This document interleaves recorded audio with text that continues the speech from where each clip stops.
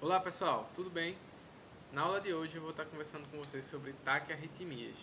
Para ser mais específico, eu vou falar nessa aula sobre as taquiarritmias supraventriculares e deixar para falar sobre as ventriculares em uma outra aula, já para tentar manter a aula aí no torno de 30 minutos, para não ser uma aula tão grande, vocês puderem dar uma descansada, mas enfim, em uma outra aula, vocês podem procurar aqui pelo canal, vocês vão estar achando aí a aula de taquiarritmias ventriculares, né? Mas essa em específico, como vocês já viram no título, né? São as taquiarritmias supraventriculares. Enfim, eu já comecei falando, né, alguns termos, supraventricular, ventricular, o que danado é isso, né? Bom, e também taquiarritmia, né? O que é isso? A gente tem o nosso coração, ele bate numa determinada velocidade. E aí os estudos, né, feitos com diversas pessoas aí, nos trouxeram que o padrão de referência ali adulto, da criança já um pouco mais velha, né, é que o coração bata entre 60 e 100 batimentos por minuto. Então, mais do que 100 batimentos por minuto, a gente já enquadra aí como uma taquicardia. Ou seja, taquicardia é o coração mais acelerado do que seria o nosso padrão de referência aí para a maior parte da população como um todo.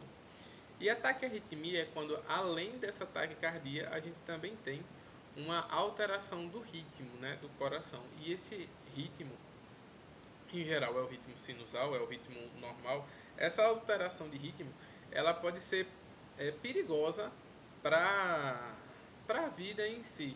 Existem ritmos que são malignos, né? Tanto na bradicardia, que a gente vai ver numa outra determinada aula, como também nas taquicardias. Então, tem alguns ritmos que eles acabam sendo incompatíveis com a vida e isso torna aí um perigo muito grande ali para o nosso paciente, né, que está com essa alteração.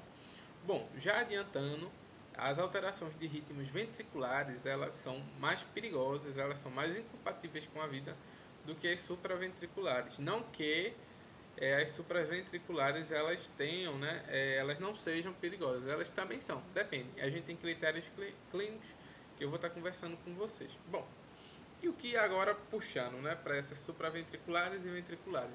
Eu acho que o nome já é até um pouco sugestivo.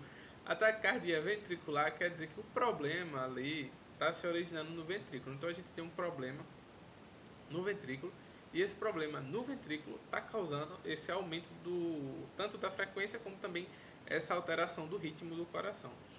E nas taquicardias supraventriculares, o problema está acima do ventrículo. Então, pode estar ali no átrio ventricular, pode estar ali no átrio como um todo, mas o problema vai estar acima do ventrículo. Como é que a gente vai fazer para diferenciar? Na prática, a gente vai diferenciar, como vocês podem olhar aqui, com um eletrocardiograma, né? Então a gente vai olhar o complexo QRS e vai ver que o complexo QRS estreito, menor do que 120 milissegundos, indica uma taquicardia supraventricular. E aí, para vocês olharem, né, a taquicardia no eletro, eu imagino também que vocês saibam olhar, né? É só pegar ali o número de quadradões, né, que a gente tem, dividir 300 pelo número de quadradões que tem se dividindo os dois complexos QRS. Vocês veem quantos quadradões tem entre os complexos QRS e divide 300 por esse número. Vamos supor, se a gente tem dois quadradões dividindo ali o QRS, a gente vai ter 300 dividido por 2, então a gente vai ter ali uma frequência cardíaca de 150 batimentos por minuto, ou seja, a gente tem uma frequência cardíaca aumentada. E aí o primeiro passo é descobrir se é supraventricular ou ventricular. Como é que a gente faz? A gente olha o tamanho do complexo QRS. Como a gente pode ver aqui, ó, grandão assim, ele é bem largo, o complexo vai ser mais de 120 milissegundos, aí é só contar os quadradinhos, né, para saber quantos milissegundos a gente tem. Se for largo, vai ser um ataque cardíaco de origem ventricular, ou seja, vai ser a próxima aula. Se tiver menos de 120 milissegundos, for estreitinho aqui, como vocês podem ver aqui, ó, esse aqui tem 80, ou seja, dois quadradinhos, né? É, a gente vai ter um ataque cardíaco supraventricular. E essa taquicardia supraventricular, ela pode ser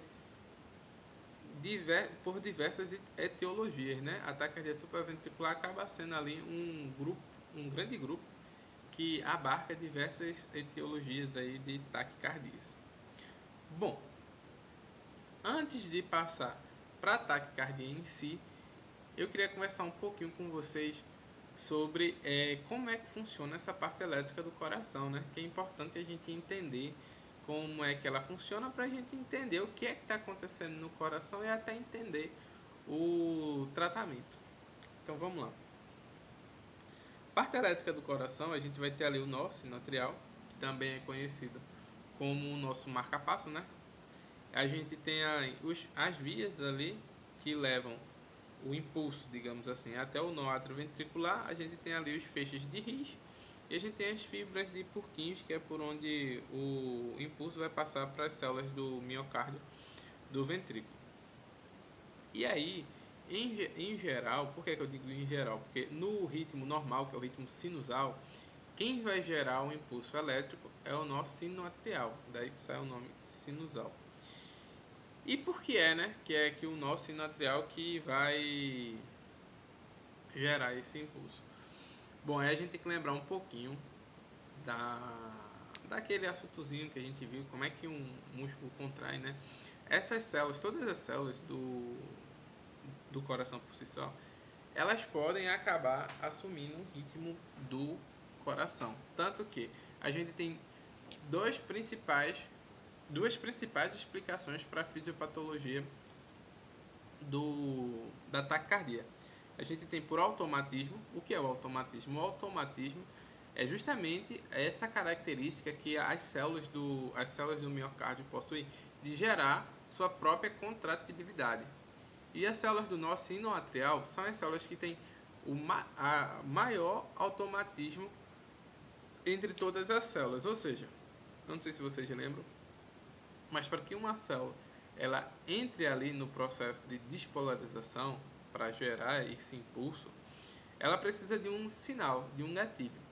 E as células do nó sinoatrial, elas para receberem esse gatilho, precisam de uma energia muito menor do que todas as outras células do miocárdio, ou seja, elas atingem seu potencial de ação de forma bem mais fácil do que todas as outras células. E o potencial de ação das outras células, inclusive, é o sinal gerado pelo nó sinoatrial. Então, as células do nó sinoatrial, elas são diferentes, tanto em relação à quantidade de energia que elas precisam para iniciar o seu processo de despolarização, como também suas células são diferentes. Seus canais, os canais que elas possuem, os canais de sódio, os canais de cálcio, os canais de potássio, eles são diferentes, eles são preparados já para começar esse impulso antes de todas as outras células. Eu não vou entrar muito a fundo na fisiologia desse processo, porque o intuito dessa aula não é de fisiologia, eu não estou dando uma aula sobre fisiologia. Estou tentando explicar de forma até mais superficial para que o resto do assunto possa ser compreendido de forma mais completa. E se alguém tiver algum desejo de ter essa aula de forma mais, como é que eu vou dizer, de forma mais completa, mesmo que não seja o intuito do canal, se tiver uma quantidade de pessoas querendo esse tipo de aula, eu posso até gravar e colocar uma aula focada na fisiologia, né, cardíaca como um todo, não só pegando essa parte elétrica, né, aí seria uma série de aulas, né, mas enfim, não é o intuito dessa aula. O intuito dessa aula, desse momento aqui que eu estou conversando com vocês, é vocês entenderem que o nosso sinoatrial ele foi preparado para começar no caso, para despolarizar primeiro do que todas as outras células, todas os outras células, né, do músculo cardíaco. E pontuando novamente, é justamente a partir do momento que a gente tem a despolarização do nosso sinoatrial que todas essas células se comunicam, né, por aquela junção gap e etc. E aí é justamente o gatilho para as outras células se contraírem é a despolarização do nosso sinoatrial. Isso num coração que está com um ritmo sinusal. Mas, por exemplo, por algum problema, aí a gente pode ter um automatismo de alguma outra célula no átrio, por exemplo, e aí esse outro grupamento de célula, eles assumem o controle do coração. Aí o que é isso? A gente teria uma taquicardia atrial unifocal. Vamos supor que seja um único foco Então ali, sei lá, algumas células aqui assumiram o controle e aí elas é que estão controlando ou por um problema que o nosso sino atrial tenha passado, ou enfim, por algum motivo específico. Eles assumem aqui o controle. A fisiopatologia, né, seria, a gente chamaria de automatismo. E aí, no caso, eles assumiriam o controle. Então, o átrio, a contração do átrio tem a função, né, de levar o sangue do átrio para o ventrículo. Então, se o átrio ele começa a se contrair a partir de outro local, essa passagem de sangue acaba sendo prejudicial, digamos assim. A gente vai prejudicar a quantidade de sangue que sai do átrio e vai para o ventrículo, né? E aí, em função disso, a gente pode gerar alguns sintomas que eu vou falar mais à frente. Mas, por exemplo, até imaginando, a gente consegue entender porque as taquicardias ventriculares são piores. Porque imagine se a gente tem um problema na contração do ventrículo. A gente sabe que o ventrículo, quando contrai, a gente leva o sangue para todo o resto do corpo. Então, se a gente tem um problema na contração do ventrículo, fica bem mais difícil da gente oxigenar, né, o corpo como um todo, do que um problema na contração ali do átrio. Bom, enfim, voltando ao assunto. Eu espero que nesse momento vocês já tenham entendido que o nosso sino atrial ele foi feito especialmente para contrair primeiro, e aí ele que vai ditar, né, a frequência cardíaca do coração. Tanto que o nosso sino atrial justamente é o motivo do nosso coração ter essa frequência cardíaca entre 100 a 60. Quando a gente estiver na aula de bradicardia, a gente vai ver que se o nosso sino atrial, por um motivo, perder o controle do batimento da frequência cardíaca do coração, e vamos supor que o nó atrioventricular assuma o controle, a gente vai ver que a frequência cardíaca do coração basal tende a diminuir. Basal não, né? Mas a frequência cardíaca tende a diminuir porque justamente o nosso sino atrial é quem consegue fazer com que essa frequência fique mais rápida. Quanto mais baixo, menor vai ser a frequência desse coração. Mas isso daí vai ficar para a próxima, para uma outra aula, né? Não sei se é a próxima, mas uma outra aula, que vai ser a aula de bradicardia. Bom, então a gente já entendeu, né, o que é o automatismo.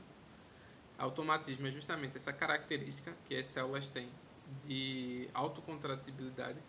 E aí o nosso sino atrial são as células que têm esse maior automatismo e em função disso eles têm esse controle da frequência cardíaca, mas eles podem perder por algum determinado motivo e aí algum outro foco ali vai assumir a frequência, a gente vai ter essa explicação do processo fisiopatológico pelo automatismo. E o outro problema é a reentrada. Para explicar a reentrada, eu vou continuar explicando aqui esse processo elétrico, né? Então, o nosso sino atrial ele vem, gera a contração, então o átrio contrai e o sinal ele passa de forma muito rapidamente aqui pelas células, na mesma hora, chega aqui no átrio ventricular. Então, eu não sei se vocês já se perguntaram uma coisa. Se esse impulso ele parte assim tão rápido, por que é que a gente tem uma diferença ali da contração do átrio para o ventrículo? A gente vê lá no eletrocardiograma, por exemplo, a gente vê a onda P, passa um tempinho e a gente vê o complexo QRS, que é a contração do ventrículo. Esse tempinho, o que é que faz que gera, né, esse tempinho? Que é inclusive um tempinho muito importante, porque imagine, o átrio e o ventrículo contraindo na mesma hora, ia dar problema, né? Porque o ventrículo não ia nem conseguir encher de sangue, ele já ia estar ali apertando e não ia estar nem jogando sangue direito, enfim, é uma coisa que é incompatível com a vida. A gente tem que agradecer ao nosso nó atrioventricular. Graças a ele a gente gera esse intervalo de tempo, né? A gente pode chamar ali de intervalo PR, que seria justamente a demora da contração do átrio para a contração do ventrículo. Então, o nó atrioventricular ele tem essa característica de segurar o impulso, ele segura um pouco o impulso, deixa o átrio contrair e em seguida ele libera o impulso pega ali os feixes de His, depois as fibras de Purkinje e contrai, né, nossas células do coração. Isso aí é importante porque em geral o nosso, agora explicando a reentrada, nosso nó atrioventricular, em geral a gente tem uma via de reentrada. Em geral, a única via de reentrada que a gente tem a gente só tem uma via de reentrada. Não todas as pessoas, mas a maioria das pessoas possuem apenas uma via de reentrada que a gente chama de via de reentrada rápida. Só que possuem algumas pessoas que nasceram com uma via de reentrada rápida e uma via de reentrada lenta. Essas pessoas que possuem essas duas vias de reentrada, elas têm essa maior predisposição a ter essa taquicardia que a gente chama de taquicardia pela reentrada. A reentrada não obrigatoriamente vai estar no nó atrioventricular, pode estar em algum outro local. Mas aqui eu estou explicando, como eu estava falando do nó atrioventricular, aproveitei para explicar o que seria a reentrada. E aí, ter as duas vias não gera um problema por si só. O que gera o problema é o quê? Normalmente, essa pessoa que tem essas duas vias, uma é rápida e outra é lenta. Mas o impulso entre elas, a corrente ali que está passando, não se encontra. E não vai ter problema nenhum enquanto as duas não se encontrarem. Mas aí por algum motivo específico, pode ser desde a tomada de um café, até um susto, até problemas mais graves, né, como alguns tipos de problemas cardíacos, vão fazer com que essas duas correntes se encontrem. A partir do momento que essas duas correntes se encontram, elas ficam ciclando dentro da reentrada. O que a corrente que era só para passar pela via lenta fica circulando, passando pela via lenta, aí passa pela via rápida, enfim, fica ciclando. Ou então acontece o contrário, a da via rápida encontra a da via lenta e fica ciclando ali entre elas. Enfim, esse ciclo como um todo aumenta o trabalho do coração e o nosso coração começa a bater mais rápido.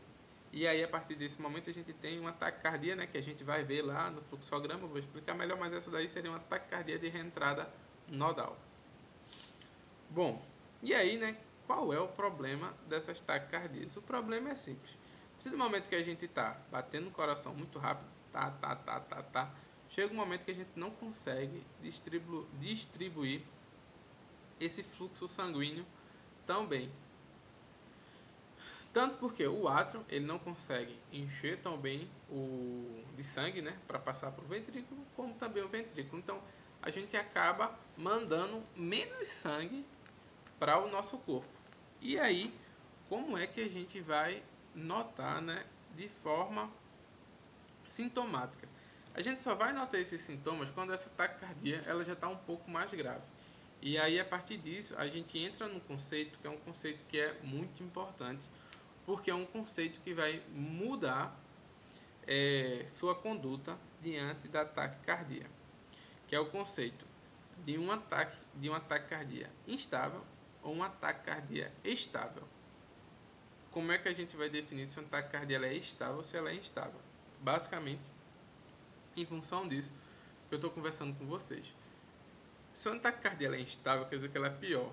Quer dizer o quê? Que esse coração ele está a um passo de ter um colapso. Esse coração ele não está conseguindo suprir a demanda dos outros órgãos. A gente chama uma instabilidade hemodinâmica. Então, quais são os sinais? A gente pode ter perda da consciência.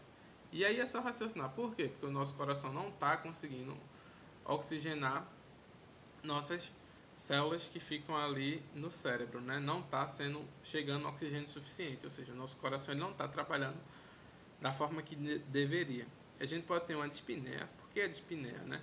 Como o nosso coração não está recebendo sangue, o sangue ele acaba ficando para trás, né? E aí o que é para trás? Para trás ali é o pulmão. A gente tem, é como se tivesse um aumento da pré-carga. É só lembrar da insuficiência cardíaca. Não é igual, não é a mesma coisa, mas acaba tendo esse aumento. Não entra tanto sangue quanto devia pelo átrio, porque ele está contraindo o tempo todo, ou seja, não está entrando a quantidade de sangue que deveria. E aí faz com que esse sangue se acumule ali dentro dos pulmões. E aí causa a dispneia, que é o nosso segundo sinal. O próximo sinal que a gente tem é uma diminuição da pressão arterial. Se a gente também tem essa diminuição da pressão arterial, a gente tem esse sinal de instabilidade hemodinâmica.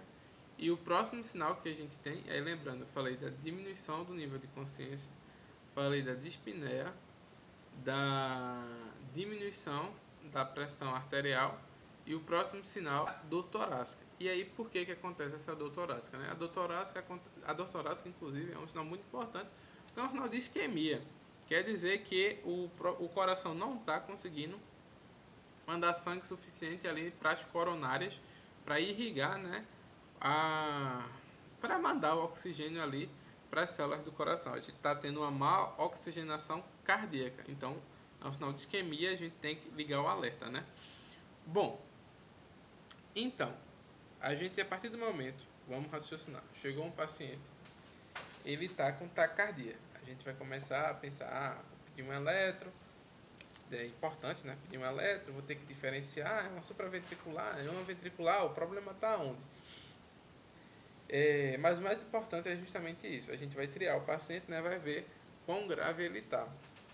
Então, a primeira coisa que a gente tem que bater, o sinal é colher a história clínica como um todo, quando foi que começou, se foi a primeira vez que começou, isso vai ser muito importante, por exemplo, para uma fibrilação atrial, saber se é o primeiro episódio ou não, mas isso vai ficar para o escopo de outra aula.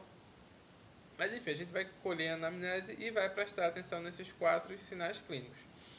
Se tiver pelo menos presente um dos sinais, a gente já tem que concluir como uma taquicardia instável, e aí a gente tem que agir de forma bem rápida. A gente vai mandar esse paciente para a sala de emergência. Se a gente estiver na UPA, vai para a sala vermelha, a gente vai ter que fazer uma cardioversão elétrica nesse paciente, logo de cara.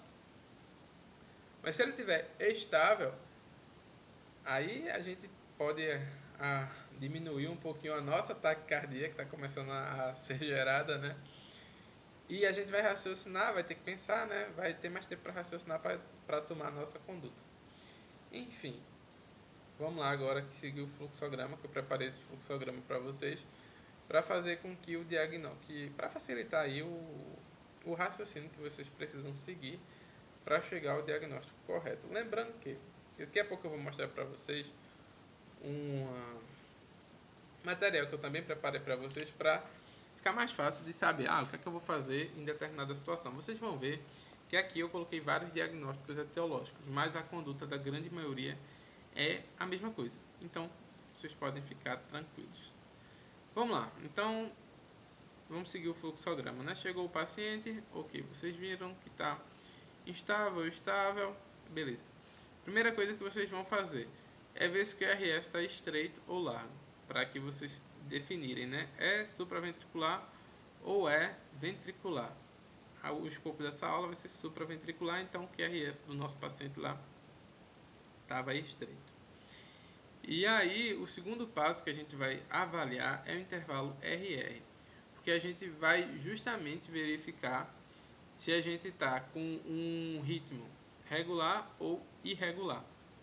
Então, RR, só lembrando, né, vai ser aí a diferença dos dois picos aqui da onda do complexo QRS, né? E aí, se o intervalo for regular, a gente vai vir aqui para essa ponta do fluxograma. Se o intervalo é regular, aí pessoal, vocês podem ir pausando a aula para acompanhar, se quiserem desenhar o fluxograma, se quiserem copiar, enfim, vocês vão pausando e vão copiando e fazendo da melhor forma para vocês. Mas se o intervalo RR for regular, vocês vão começar a observar a onda P e o complexo QRS. E aí a gente pode não ter onda P, a gente pode ter, que aqui seria a situação de não ter onda P, né? A gente pode ter a mesma quantidade de onda P e complexo QRS, a gente pode ter mais onda P ou menos onda P. Dependendo do que aconteça, a gente vai seguir para um determinado fluxo aqui. Então, vou começar com o fluxo de 100 onda P. Se não tem onda P, pessoal, e aí um adendo importante é que essa aula não é de eletrocardiograma como um todo. Então, não tem como eu detalhar de forma minuciosa, da forma que seria necessário, o eletrocardiograma e fazer com que a aula fique apenas com 30 minutos. Então, também, caso vocês queiram, é uma outra aula que eu possa estar fazendo aí, que seria de eletrocardiograma voltado para o universo da emergência. Ok. Então, se a gente não tem onda P, a gente vai procurar por onda P retrógrada. E o que é onda P retrógrada? Onda P retrógrada, vocês podem pensar como uma onda P que acabou ficando escondida no complexo QRS. E aí essa onda P retrógrada, ela pode ter nomes específicos, que aí nomes específicos vão relacionar a etiologias específicas, como a gente tem aqui a pseudo R' e a gente também tem a S'. Como vocês podem ver aqui, essa R', a gente tem aqui o sinal da seta, né, que nos mostra como se fosse uma onda P que está querendo sair, mas ela não sai, ela fica aqui escondida no finalzinho do complexo QRS. Enfim, se tiver R' ou S', a gente vai ter ataque cardíaco por reentrada nodal, que é justamente aquela taquicardia que eu já expliquei o processo fisiopatológico, que é aquela taquicardia por reentrada, que acontece nas pessoas que têm, além do átrio ventricular, elas têm a via rápida e a via lenta, enfim, eu já falei sobre isso. Bom, se não é R' ou S', a gente vai observar nosso intervalo PR. O intervalo PR é curto, a gente está falando de uma taquicardia juncional. O intervalo PR é longo, a gente está falando de uma taquicardia atrial. Eu já expliquei, foi outra da taquicardia que eu também já expliquei para vocês, né? Que em geral acontece por um automatismo e ela pode ser focal ou multifocal. Outro ponto, se não tem onda P retrógrada, a gente está falando de uma taquicardia juncional. Outro ponto importante que eu não coloquei aqui, mas aqui em geral, para vocês diferenciarem da juncional da atrial, é que a juncional ela costuma acontecer com a frequência cardíaca mais baixa, ou seja, a gente está com a taquicardia, mas essa taquicardia, ela não, em geral, ela não passa ali de 130 batimentos por minuto. Se vocês não estão conseguindo, não estão em dúvida, será que aqui tem uma onda P retrógrada? Será que não tem? Se é uma taquicardia que passa dos 130, que principalmente se passa dos 150, vocês consideram como uma taquicardia atrial. Mas assim, como eu falei, o manejo para todas essas taquicardias aqui, taquicardia atrial, taquicardia de reentrada nodal, taquicardia juncional, é basicamente a mesma coisa, não vai mudar muita coisa de uma para outra. Então, o que vai mudar mais é diferenciar entre supraventricular e ventricular. E também vai mudar em relação ao que eu vou mostrar um pouco daqui a pouco, quando o ritmo for irregular. Aí é uma supraventricular que muda um pouco a forma de manejar. Mas essas daqui, em geral, do ritmo regular, todas vão ser manejadas da mesma forma, praticamente. Né? A única diferença que a gente vai ter agora, que eu vou mostrar para vocês. Então, ok, vamos supor que a gente tenha mais ou menos onda P do que complexo QRS. Se for mais, a gente vai observar, tem onda serrilhada? Se sim, é um flutter. E aí o flutter, o manejo do flutter é diferente do manejo das outras. Então é importante observar isso daqui. Tá atento a ver se tem onda P serrilhada aí. E se não, a gente está falando de um ataque cardíaco atrial também. Então, ok. E se tem menos, a gente está falando de um ataque cardíaco juncional com bloqueio atrioventricular. Também não vai mudar o manejo. A única coisa aqui que vai ter um manejo diferente é esse flutter. Então tem uma atenção a mais para saber observar se tem onda serrilhada ali no eletro. Isso aqui é bastante importante. O próximo passo é se tiver a mesma quantidade de onda P e onda QR e onda QRS. Então, novamente a gente vai olhar o intervalo PR, né? Então, duas situações que a gente olha em intervalo PR, que é aqui e aqui. Então, o intervalo PR for longo, o que é que a gente vai fazer? Vai olhar se o ritmo é sinusal. Se for sinusal, a gente está dentro de um ataque cardíaco sinusal. Se o ritmo não for sinusal, a gente vai observar se tem onda P retrógrada. Caso tenha onda P retrógrada, a gente está falando de uma taquicardia juncional reciprocante. Se não tem onda P retrógrada, a gente vai olhar para as morfologias de onda P. A partir do momento que a gente disse que o ritmo não é sinusal, a onda P ela vai estar com morfologia alterada do ritmo normal. Então a gente tem que observar se a gente tem mais do que 3 morfologias de onda P. Se a gente tem mais do que 3 morfologias de onda P, a gente está dentro de uma taquicardia atrial multifocal. Se não, se a gente só tem uma ou duas morfologias, a gente está dentro de uma taquicardia atrial focal. E aqui, se o intervalo for curto, a gente vai basicamente observar se tem aquele R' ou S'. Se sim, taquicardia de reentrada nodal. Se não, taquicardia atrioventricular nodal. É outra taquicardia que a gente também tem aí um processo de reentrada, né? Então, a gente teve alguns, né? Processo de reentrada, processo de automatismo, que aí já está bem explicado o que é essa reentrada e o que é esse automatismo. Certo, a próxima opção que acontece é a gente ter um intervalo RR irregular. Caso seja irregular, a gente tem que observar se tem onda P, se não, a fibrilação atrial.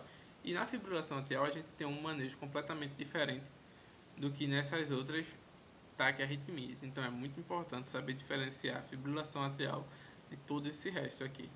Então lembra, fibrilação atrial a gente tem que ter um intervalo RR irregular. Cuidado para não confundir. Muita gente olha o eletro, aí pega lá, não observa esse intervalo RR. Ele até observa, é uma supraventricular sem onda P.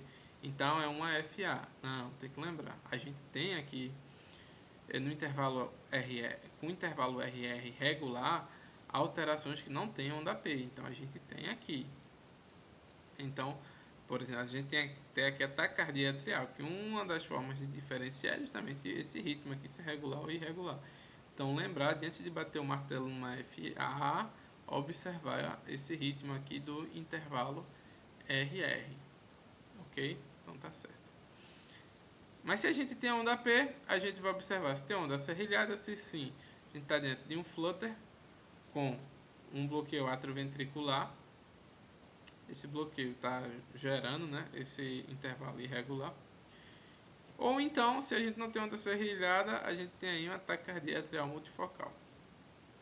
Então, pessoal, basicamente, taquicardia supraventricular é isso daí, para se fazer o diagnóstico. Com o eletro e com aquela clínica, né, com o eletro a gente vai conseguir dizer, é tal taquicardia.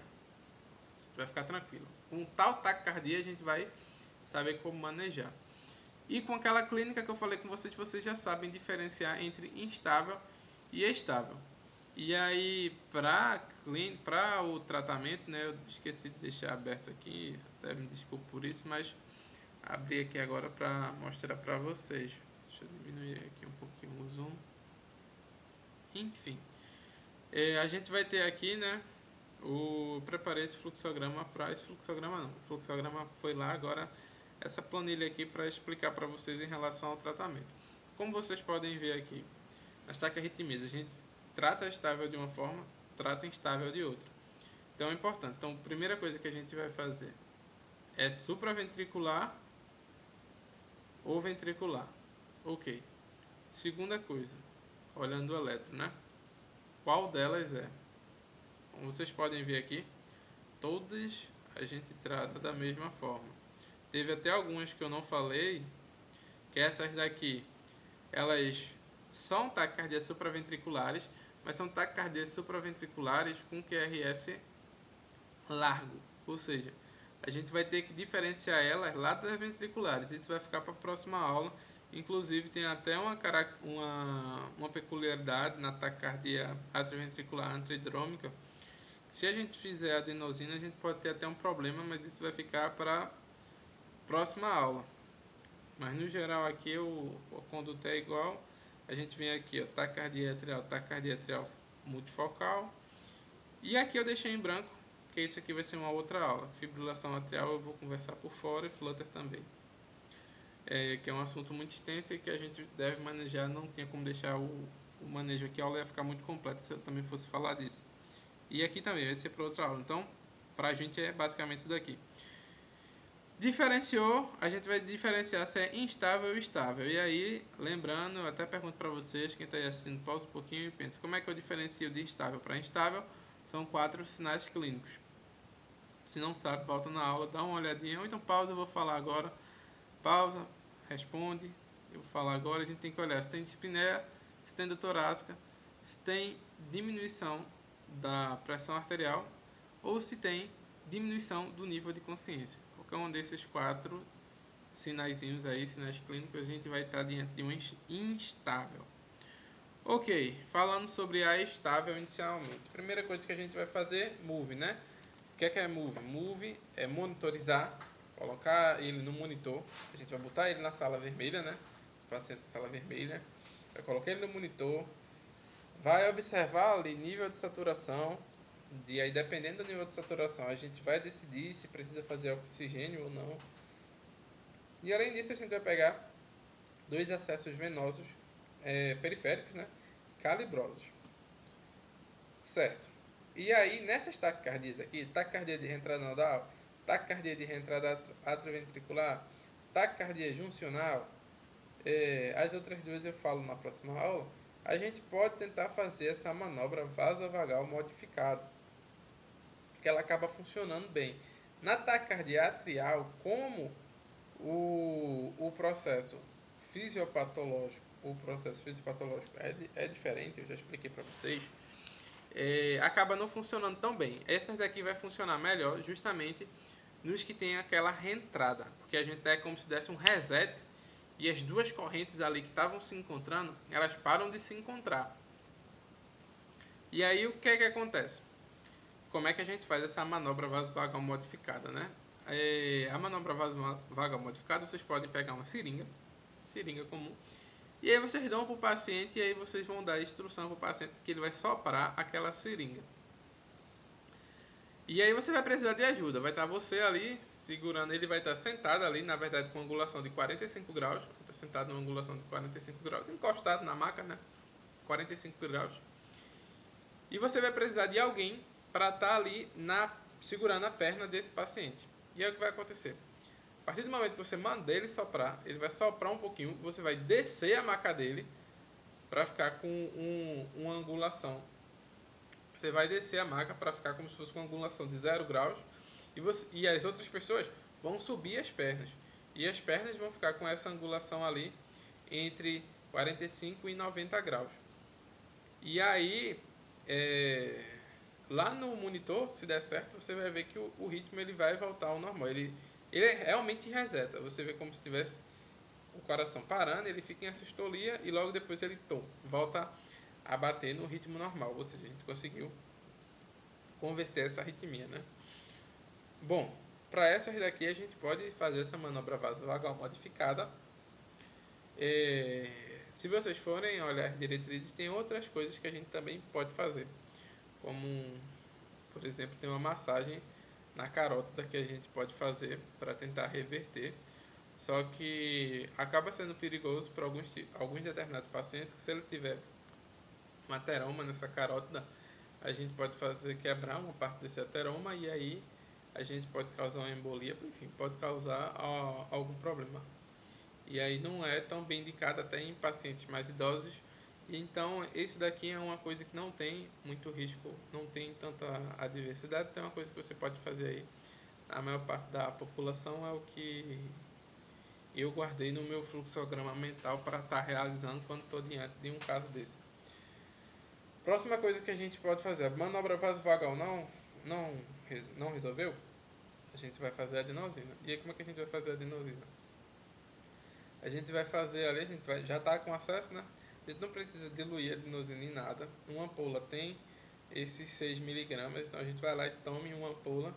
Depois de uma ampola a gente vem com a seringa de 20 ml, tem o soro fisiológico a 0,9 e tome, só para empurrar a adenosina ali para dentro do corpo e a gente espera aí 2 minutos para ver se reverteu. Se não tiver revertido, a gente faz 2 ampolas, espera 2 minutos. Se não tiver revertido, a gente faz 3 ampolas, lembrando sempre de fazer esse pushzinho com 20 ml de soro fisiológico. E um ponto muito importante da adenosina é que você tem que avisar ao paciente: olha, você vai sentir um desconforto muito grande. No momento que seu coração estiver voltando para o ritmo normal, você vai sentir o desconforto. Então é normal. Não precisa se assustar tanto. É o normal de acontecer, porque realmente quando acontece esse período de assistolia, o paciente sente como se o coração estivesse parando.